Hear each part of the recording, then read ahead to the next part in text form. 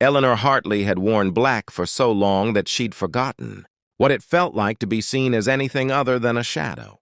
At 24 years old, she sat rigid in the corner of the grand ballroom, her widow's veil a dark curtain between herself and the celebration, swirling around her. The wedding was her cousin Margaret's, and Eleanor had only come because refusing would have caused more whispers than attending. But now, watching couples spin across the marble floor in clouds of silk and laughter, she felt the weight of her isolation like stones in her chest. Her husband Thomas had been dead for 2 years, taken by fever in the prime of his life, and society had decided that Eleanor's own life should end with his. She was invisible here, a ghost among the living, and she had almost convinced herself that invisibility was safety until a voice, smooth as aged whiskey, whispered near her ear. "Pretend you're my bride, and I'll give you 1 night of freedom." Eleanor's breath caught. She turned to find a man standing beside her chair, tall and imposing in his formal attire, with dark hair swept back from a face that could have been carved from marble. His eyes, a striking shade of gray, held something she couldn't quite name. Mischief, perhaps, or challenge. She recognized him immediately, though they'd never been introduced. Alexander Sinclair, the Duke of Ashford, a man whose very name commanded respect and sparked gossip in equal measure. He was known for his progressive views, his refusal to marry despite his mother's endless scheming, and his tendency to do exactly as he pleased regardless of society's expectations. And now he stood before her, his hand extended, waiting. If you believe in kindness, in second chances, in the power of unexpected moments to change everything, please like this video, leave a comment below, share it with someone who needs hope, and subscribe to Sophie's Secrets for more stories that touch the heart. Your support means the world. Eleanor stared at his hand as if it were a forbidden thing. Something dangerous and thrilling all at once. "Your Grace, I don't understand," she managed to whisper, her voice hoarse from disuse. She rarely spoke at these gatherings anymore. What was the point when no one truly listened? The Duke smiled, and it transformed his entire face, softening the aristocratic angles into something unexpectedly warm. "I've been watching you for the past hour," he said quietly, his words meant only for her. "You've been sitting here like a prisoner in your own life. And I confess I cannot bear it any longer. My mother is in attendance tonight with her latest attempt to marry me off, Lady Catherine, the blonde in the ridiculous feathered headdress. If I dance with you, if I give every appearance of being utterly captivated, she'll cease her matchmaking for at least a fortnight. And you, Mrs. Hartley, will have one evening where you're not the tragic widow, but simply a woman at a wedding. A fair trade, don't you think?" Eleanor's heart hammered against her ribs. This was madness. She couldn't dance. She hadn't danced since Thomas died. Society would talk, judge, condemn. Her late husband's family would be scandalized. Her own family would call her unseemly, inappropriate, shameless. But as she looked into the Duke's eyes, she saw something that made her decision for her. He saw her. Not the widow, not the tragic figure to be pitied and avoided, but Eleanor herself, the woman who still existed beneath the mourning clothes and the suffocating expectations. She placed her hand in his. The Duke's fingers closed around hers, warm and strong, and he drew her to her feet with such gentleness that tears pricked at her eyes. She had forgotten what it felt like to be touched without pity, to be guided rather than avoided. As he led her onto the dance floor, Eleanor felt the eyes of every guest in the ballroom turned toward them. The music seemed to swell, a waltz that pulled at something deep in her chest. And then the Duke's hand settled at her waist, and they were moving. At first, Eleanor was stiff with fear and forgotten muscle memory. Her feet stumbled, and she whispered apologies. But the Duke simply held her more firmly, more confidently, leading her through the steps as if they'd danced together 1,000 times before. "Breathe," he murmured, his voice a rumble she felt more than heard. "Just breathe, Eleanor. I have you." And somehow, impossibly, she did breathe. The ballroom began to blur around them, the shocked faces and scandalized whispers, fading into nothing but color and light. Eleanor found herself looking up at the Duke, at Alexander, and seeing in his expression something that terrified and exhilarated her in equal measure.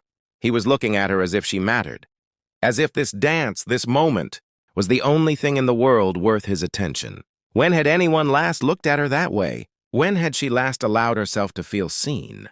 "Why are you doing this?" she asked, her voice barely audible over the music. "Why me?" Alexander's expression grew serious, thoughtful. "Because I know what it is to be trapped," he said. "My title, my responsibilities, my mother's expectations, they're all cages, just prettier than yours. I saw you sitting there tonight, and I recognized a fellow prisoner, and I thought perhaps for one evening we could both be free." The waltz continued, and with each turn, each step, Eleanor felt something shifting inside her chest. It was as if the stones that had weighed her down for 2 years were beginning to crack, light seeping through the fissures. She realized, with a shock that made her miss a step, that she was happy. Not content, not resigned, but genuinely, achingly happy. The music filled her, the Duke's presence steadied her, and for the first time since Thomas's death, she felt alive. But happiness, Eleanor had learned, was a fragile thing. As the waltz ended and Alexander bowed over her hand, she saw her late husband's brother, Richard Hartley, approaching with fury written across his features. Richard had always disapproved of Eleanor, had made it clear that he believed she should withdraw from society entirely, should live out her days in mourning and solitude. And now she had committed the ultimate transgression. She had dared to dance. "Eleanor, this is unseemly," Richard hissed, his face mottled with anger. "Have you forgotten yourself entirely? Have you no respect for my brother's memory? You shame us all with this display." Eleanor felt her newfound courage wavering, the old shame and guilt rushing back like a tide. She opened her mouth to apologize, to retreat, to become invisible again. But Alexander's hand tightened on hers, anchoring her. "Mr. Hartley," the Duke said, his voice carrying an edge of steel beneath the courtesy, "I believe you are mistaken. Your brother, from everything I've heard of him, was a man who valued joy and life. Would he truly wish his wife to bury herself alive in mourning? Would he want her to forget what it is to smile, to dance, to feel the simple pleasure of music and movement? I think not. I think a man who truly loved his wife would want her to live, not merely exist." The words hung in the air between them, profound and challenging. Richard sputtered, searching for a response. But Alexander had already turned back to Eleanor. "Mrs. Hartley," he said formally, though his eyes were warm, "would you honor me with another dance? And perhaps after that we might take some air on the terrace. I find I'm in need of pleasant company this evening, and I can think of no one I'd rather speak with than you." Eleanor looked at Richard, at his outrage and his judgment, and then at Alexander, at his offered freedom and respect. She thought of Thomas, not as the saint that society had made him after his death, but as the real man she'd loved, the man who'd made her laugh, who'd encouraged her painting even when it was unfashionable, who'd once told her that life was too short to spend it pleasing people, who would never be satisfied. And she knew, with sudden clarity, what Thomas would have wanted for her. "I would be delighted, Your Grace," she said, and her voice didn't waver. They danced again and then again. Between dances, Alexander led her to the terrace, where the cool night air carried the scent of roses and possibility. They talked, really talked, about everything and nothing. Eleanor found herself laughing at his dry observations about the wedding guests, sharing her own dreams and fears in a way she hadn't done since Thomas died. Alexander spoke of his loneliness despite his wealth and title, his struggle to find meaning in a life mapped out for him since birth, his desire to make a real difference in the world rather than simply ornament it. "I'm building schools," he told her as they stood beneath the stars, "in the tenements, for children who would otherwise have no education. My mother thinks it's beneath a duke to concern himself with such things, but I cannot sit idle when there is so much need. Does that sound foolish to you?" "It sounds noble," Eleanor replied. "It sounds like a life worth living." Alexander studied her face in the moonlight. "And what would be a life worth living for you, Eleanor? If you could choose, if society's expectations didn't exist, what would you want?"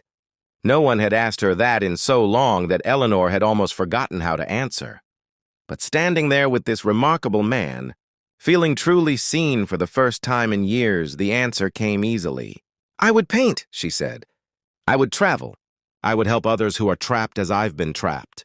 I would live fully, openly, without apology. I would honor Thomas's memory not by dying with him, but by embracing the life he would have wanted me to have. Then do it, Alexander said simply. Start tomorrow. Start tonight. Eleanor, you are young, talented, and you have so much to offer the world. Don't let fear or judgment steal what remains of your life. I speak from experience when I say that conforming to others, expectations is a prison that will destroy you from the inside out. As the evening drew to a close, Alexander escorted Eleanor to her carriage. Before she stepped inside, he took her hand one final time. Thank you, he said quietly, for pretending to be my bride tonight. For giving me the gift of your company, your honesty, your trust. You've reminded me why I fight against the constraints of my position. You've shown me that there are still people worth knowing, worth caring for in this superficial world. Eleanor felt tears on her cheeks, but they weren't tears of sorrow. Thank you, she whispered, for seeing me, for reminding me that I'm still here, still alive, still capable of joy. You've given me a gift I thought I'd lost forever. This doesn't have to be goodbye, Alexander said, and there was a question in his eyes, a hope that made Eleanor's breath catch. I'm hosting a charity event next month for the schools I mentioned. I would very much like you to attend, to perhaps help me plan it. Your perspective, your compassion, they would be invaluable, and selfishly I find I'm not ready to lose your company just yet. If this story has touched your heart, if Eleanor's journey toward healing has moved you, if you believe in the power of unexpected kindness to change lives, please take a moment to like this video, leave a comment sharing your thoughts, and subscribe to Sophie's Secrets. Your engagement helps these stories reach others who need them.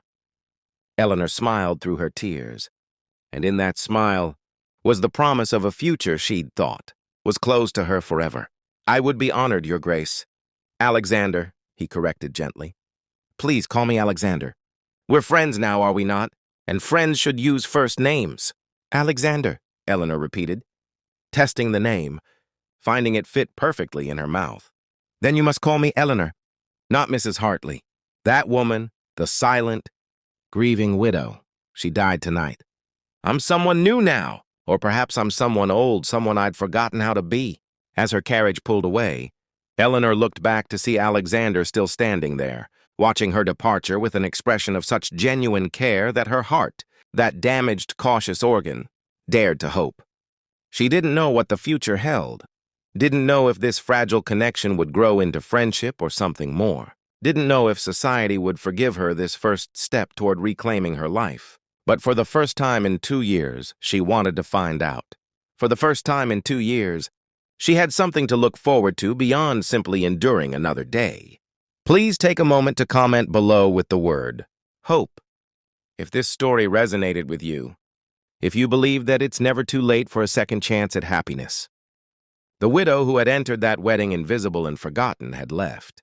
It is Eleanor Hartley, a woman with her own dreams, her own future, her own voice. And it had all begun with a whispered invitation from a duke who understood that sometimes the greatest act of rebellion is simply allowing yourself to live. Sometimes when you've spent so long in darkness, it only takes one person, one moment, one dance to remind you that you deserve the light. Eleanor didn't know if she and Alexander would build something lasting, but she knew that he had given her the most precious gift imaginable. He had given her herself back.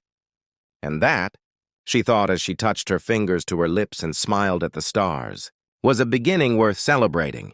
The black dress she wore would come off tomorrow. The widow would become a woman again, and life, beautiful and terrifying and full of possibility, would finally, blessedly, begin again.